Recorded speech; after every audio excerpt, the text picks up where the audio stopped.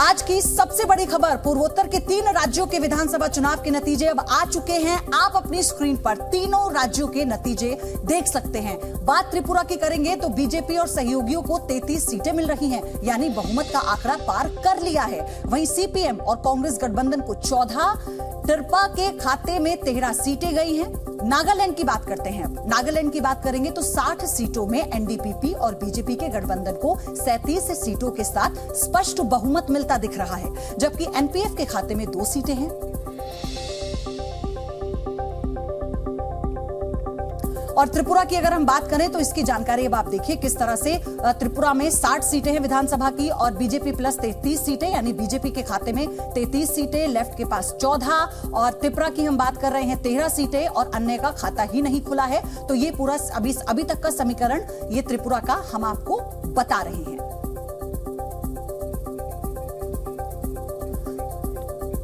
और अब आगे बढ़ते हुए आपको मेघालय की सीटों के बारे में बताते हैं, किसके खाते में कितनी सीट आई है। इसके आंकड़े का खेल देखें तो बीजेपी को 2 सीटें मिली हैं, जबकि कांग्रेस को 5 सीटें मिली हैं। एक बार फिर से आपको बता दूं कि बीजेपी को मेघालय के आंकड़े अगर देखें तो 2 सीटें मिली हैं, जबकि कांग्रेस को 5 सीटें मिली हैं। एनपीपी 26 सीटों के साथ सबसे बड़ी पार्टी बनकर उभरी है।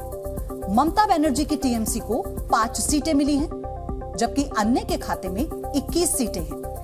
आपको बता दें कि ये अंतिम आंकड़े नहीं हैं और सारे नतीजे आने पर इनमें थोड़ा बहुत बदलाव भी हो सकता है। और चलिए आगे बढ़ते हैं। अब आपको बताएंगे नागालैंड के आंकड़े क्या हैं। तो नागालैंड आप देखिए जिस तरह से इसकी खूबसूरती का बखान होता है और इसकी जो राजनीति है उसे भी उतना ही खूबसूरत कहा जाता है। कांग्रेस का अभी तक खाता नहीं खुला। बीजेपी 37 पर चल रही है, बीजेपी प्लस यानी उसके जो सहयोगी दल हैं। एनसीपी के पास 7 हैं, एनपीएफ के पास 2 सीटें और अन्य के खाते में 14 सीटें गई हैं।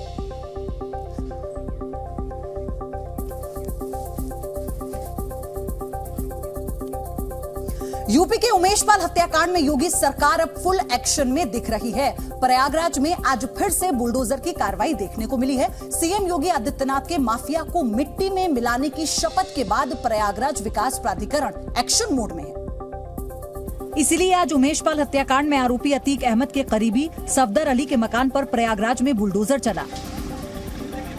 चकिया के 60 फीट रोड पर सफदर अली के मकान को गिराने के लिए प्रयागराज विकास प्राधिकरण ने 3 बुलडोजर को काम पर लगाया था। पीडीए के मुताबिक मकान बिना नक्शा पास कराए बनाया गया था।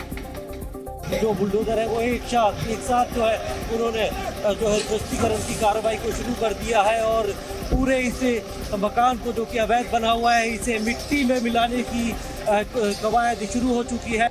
सबसे पहले मकान के बाहर के पेड़ों को गिराया गया,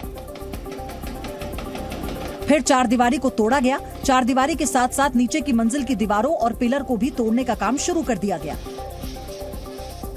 सफदर अली पिछले कई वर्षों से प्रयागराज के जॉनसनगंज में एसएसए गन हाउस के नाम से दुकान चलाता है। अब आरोप है कि वो अतीक अहमद को हथियार सप्लाई भी किया करता था और यही वजह रही कि उसका मकान प्रयागराज प्रशासन के निशाने पर आ गया। सफदर अली के मकान का सिर्फ ग्राउंड फ्लोर ही नहीं तोड़ा गया, पहली मंजिल पर बने कमरों को भी ध्वस्त कर दिया गया है। पहले पहली मंजिल की बालकनी को तोड़ा गया, फिर पहली मंजिल की दीवारों को बारी बारी से गिराया गया। देखते ही देखते पूरे मकान को जमींदोज कर दिया गया। इसके पहले मकान की बिजली काट दी गई थी और घर के सारे सामान को बाहर निकाल दिया गया था। परिवार के लोग घर के बाहर आने के लिए तैयार नहीं थे। उन्हें बाहर निकालने के लिए अधिकारियों को काफी मशक्कत करनी पड़ी। सामान जो है घर का वो निकाला जा रहा है और पूरा घर खाली कराया जा रहा है। आरोप है कि सफदर अली ने उमेशपाल की हत्या के लिए शूटर को असलहा और कारतूस उपलब्ध कराए थे। योगी सरकार की तरफ से कहा गया है कि अपराधियों के खिलाफ बुलडोजर की कार्रवाई जारी रहेगी और उमेशपाल हत्याकांड में शामिल लोगों को बख्शा नहीं जाएगा।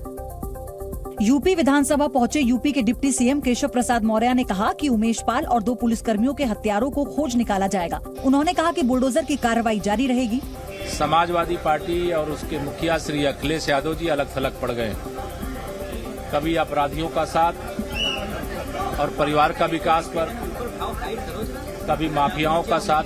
वहीं राज्य के दूसरे डिप्टी सीएम ब्रजेश पाठक ने कहा कि राज्य में अपराधियों का सफाया जारी है और प्रयागराज हत्याकांड में किसी दोषी को बख्शा नहीं जाएगा। समाजवादी पार्टी के शासनकाल में जो माफिया पुष्पित पल्लवित जिलेवार हो रहे थे, उनका सफाई अभियान जारी है। यूपी सरकार में मंत्री नितिन अग्रवाल ने ये कहा कि समाजवादी पार्टी के उलट बीजेपी सरकार माफियाओं के खात्मे पर काम कर रही है और यही राम राज्य है। कार्रवाई अवैध संपत्तियों पे हो रही है। जिसकी अवैध संपत्ति है, जिसने गरीबों की संपत्ति हड़प कर अवैध तरीके से बिल्डिंगें बनाने का काम किया है, सरकार उस पर कार्रवाई कर रही है। इसमें गलत क्या है, अनुचित क्या है?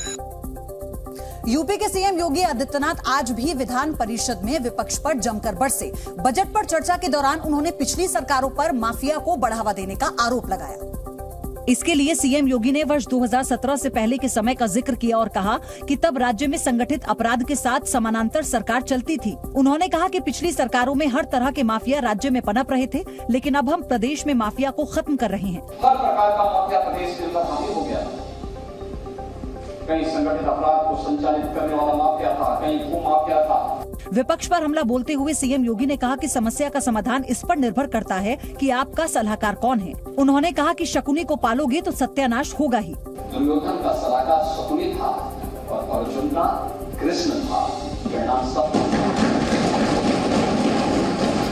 शकुनी को पालेंगे तो सत्यानाश होना ही होना है। सीएम योगी ने प्रदेश में बेहतर कानून व्यवस्था और कनेक्टिविटी का दावा किया। प्रयागराज के उमेशपाल हत्याकांड को लेकर रोज नए खुलासे हो रहे हैं। हम आपको बताते हैं कि इस मामले में यूपी पुलिस ने अभी तक क्या एक्शन लिया है। अतीक अहमद के जो करीबी है सफदर अली के घर पर बुलडोजर चला।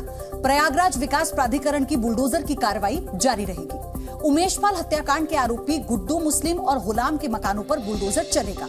शूटर गुड्डू मुस्लिम और गुलाम अभी तक फरार हैं। लखनऊ में कई जगहों पर यूपी एसटीएफ की छापेमारी जारी है। उमेशपाल हत्याकांड के आरोपियों की तलाश में छापेमारी हो रही है।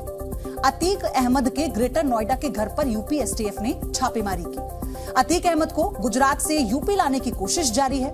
अतीक के बेटे अली अहमद को नैनी सेंट्रल जेल से ट्रांसफर किया जाएगा। सुरक्षा को लेकर अतीक अहमद ने सुप्रीम कोर्ट में जो याचिका दायर की थी, उस पर 17 मार्च को सुनवाई होगी। प्रयागराज हत्याकांड में घायल दूसरे गनर राघवेंद्र की मौत हो गई है।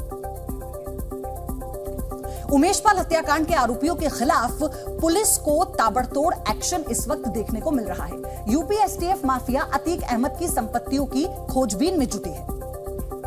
इसके लिए यूपी एसटीएफ की टीम कल देर शाम ग्रेटर नोएडा के सेक्टर 36 पहुंची और यहां के मकान नंबर 107 में छापेमारी की। मन्नत नाम की ये बिल्डिंग अतीक अहमद की बताई जा रही है और बताया जा रहा है कि यहां यूपी एसटीएफ की टीम ने करीब 3 घंटे छापेमारी की। घर में बहुत कोई लोग रहते नहीं है, लेकिन बताया जा रहा है कि 2-3 लड़के यहाँ पर अक्सर देखे जाते हैं। यूपी एसटीएफ ने लखनऊ में भी कई इलाकों में छापेमारी की।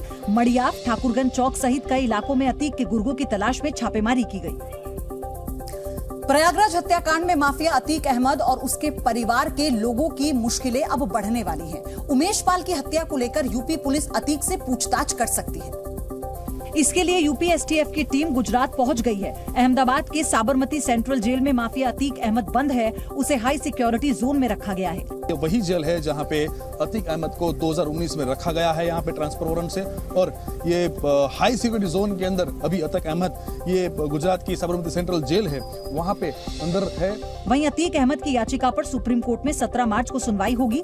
अतीक ने कोर्ट में याचिका दायर कर मांग की थी कि उसे अहमदाबाद जेल से रिमांड पर यूपी ना भेजा जाए और 17 मार्च को इस याचिका पर पूरी सुनवाई होगी, डिटेल सुनवाई होगी। इसी बीच अतीक के बेटे अली अहमद की भी जेल बदली जाएगी।